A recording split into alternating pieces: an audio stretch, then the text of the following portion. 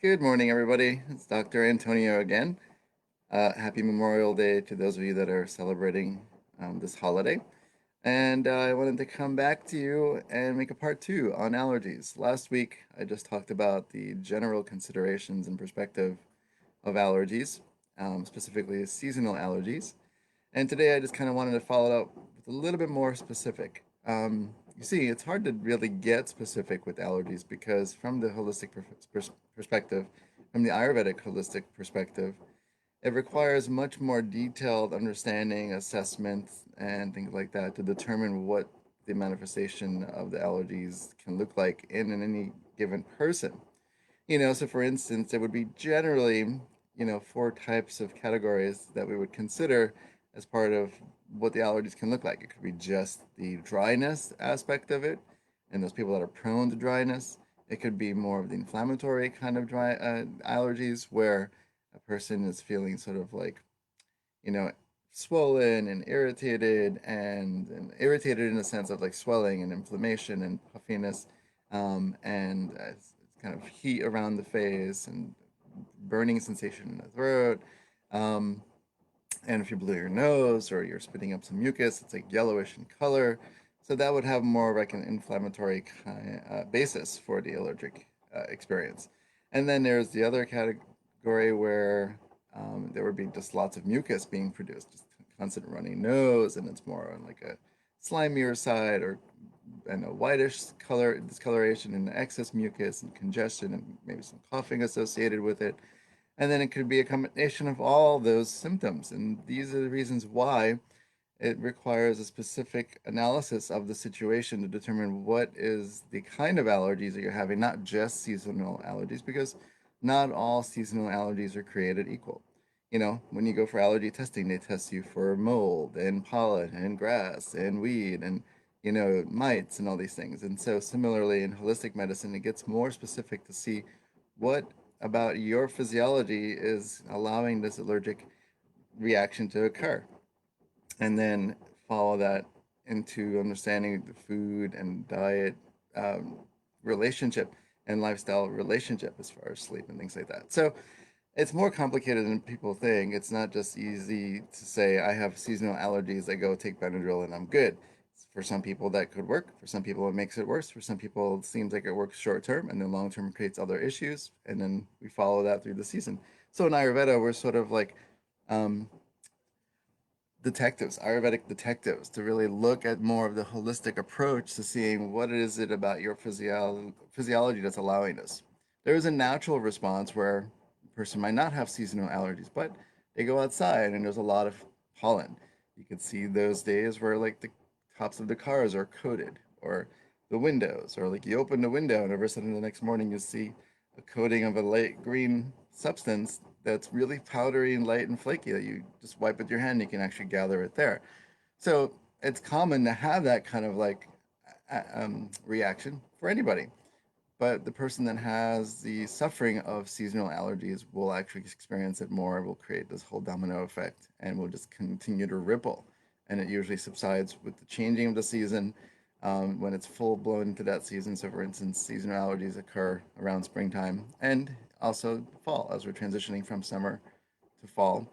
But the springtime, spring into summer, so the window where the trees start to blossom, the flowers start to blossom, everything starts to blossom.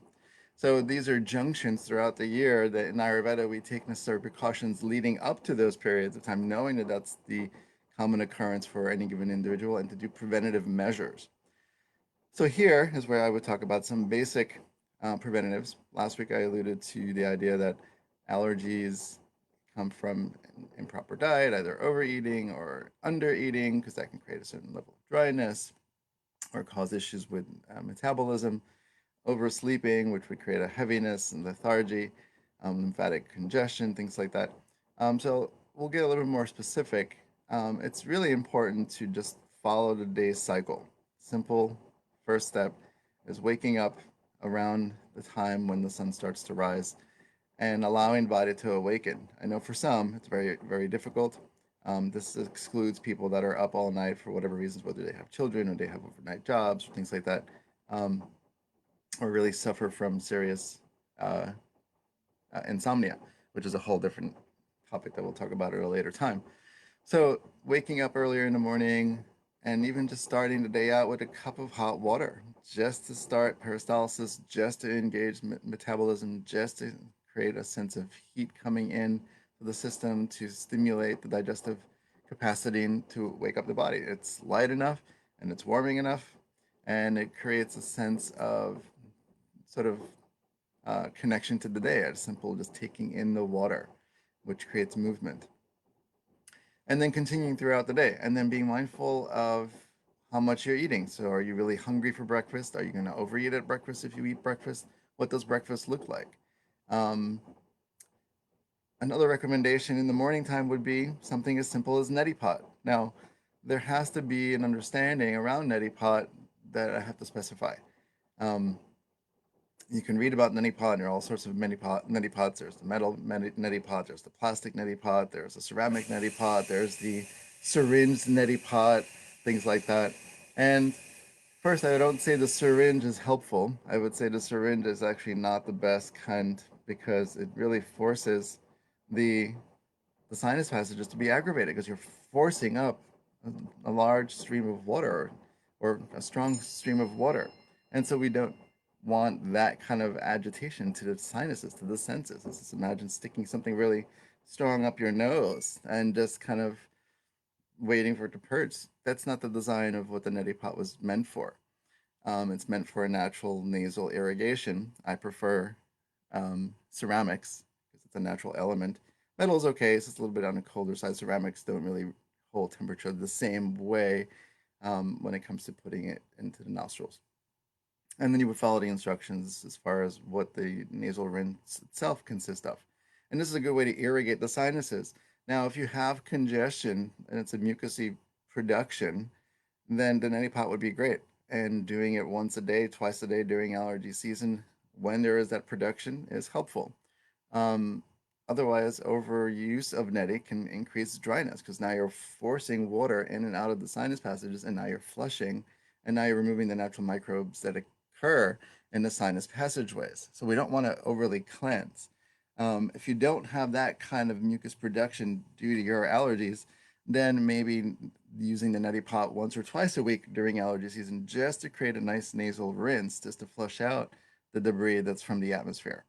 And then in Ayurveda, we don't just leave it at the neti pot. We would follow it up with the nasi oil, which is a medicated nasal administration of an oil. I usually keep one handy wherever I go because my nose tends to dryness sometimes. And so then I would take a drop of the oil and I would administer it into my own nostrils. And that's a good way to kind of keep the sinuses from feeling agitated because it actually gets rinsed out by the neti pot. And then you put this oil and then it coats it and you feel like there's an immune support, which there is an immune support. So keeping the nose clear, those are some external things: taking in the hot water, doing the neti pot, administering the nasya oils. And again, not all nasya oils are created.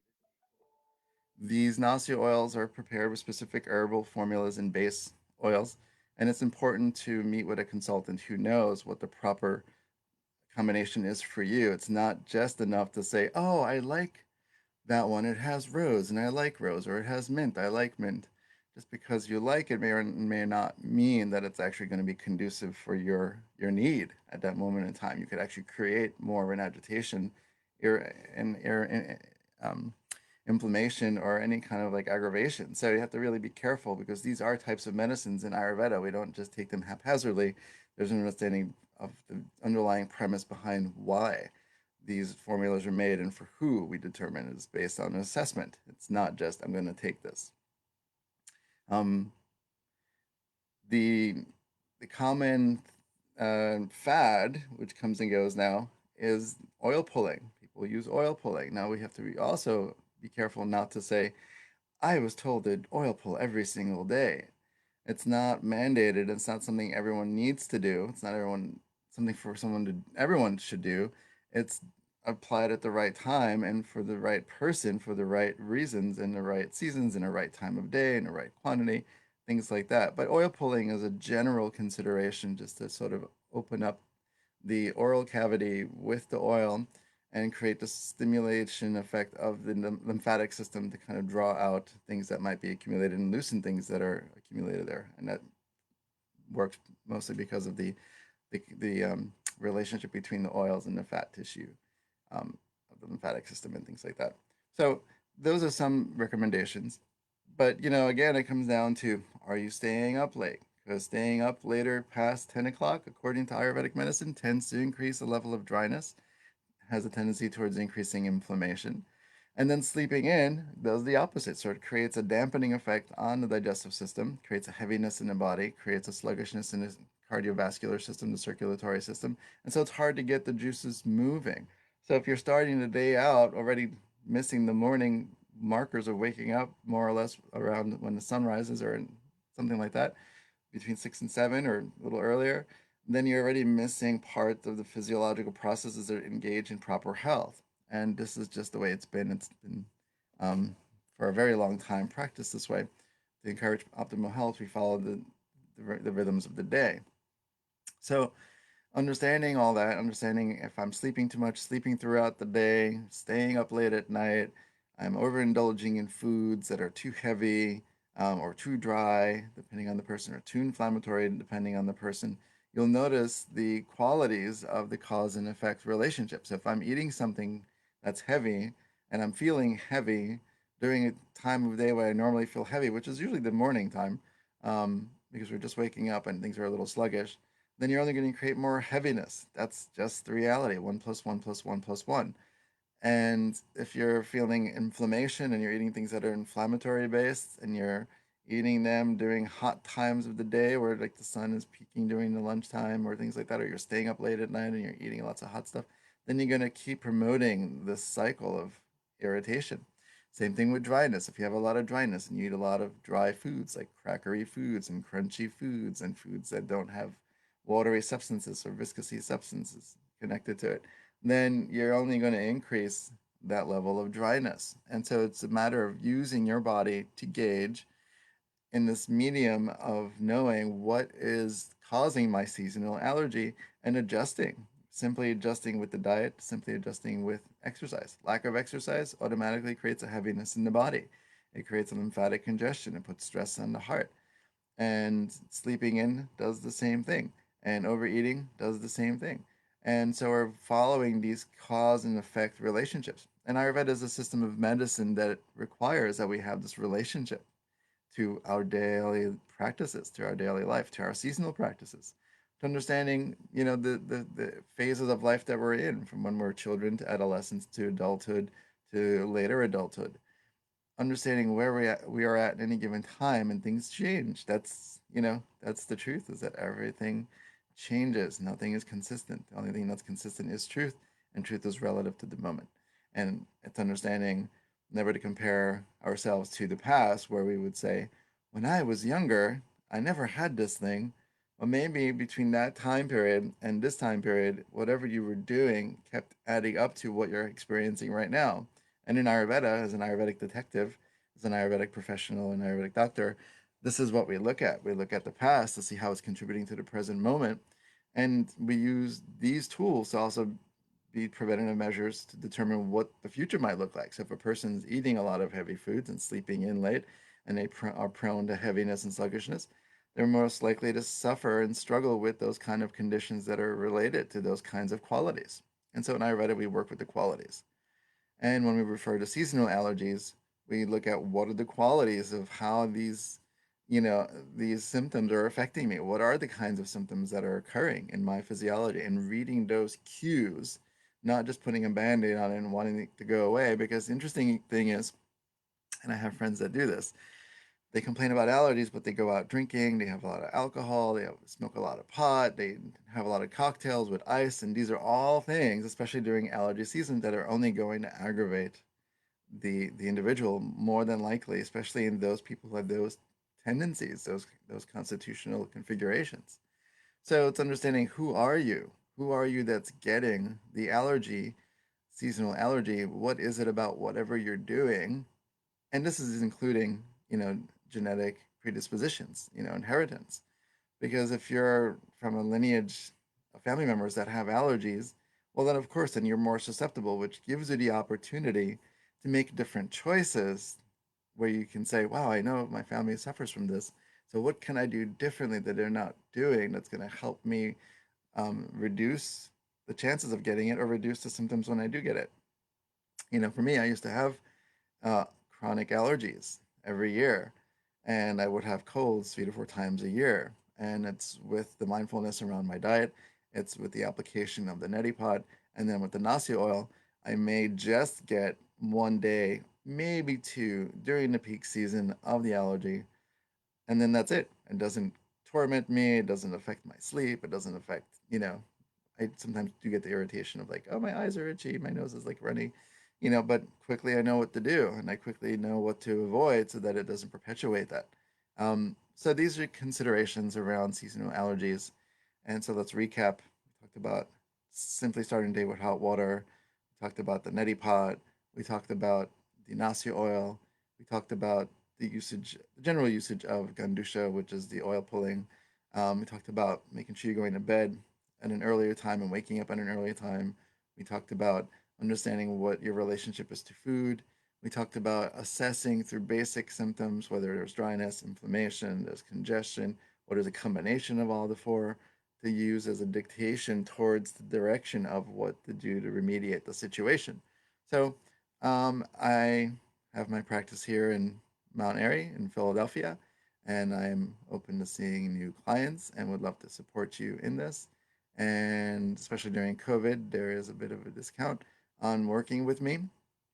And if you would like more details, feel free to private message me or direct message me or engage in the website link that I provided, which is www.stillpointayurveda.com. And I would love to help you so that you can breathe easily and enjoy your day to day experience of life as the season's changing and the blossoms are happening. And you don't have to struggle. There's no need to struggle. And until next week, I will talk to you guys soon. And many blessings and have a great day. Enjoy.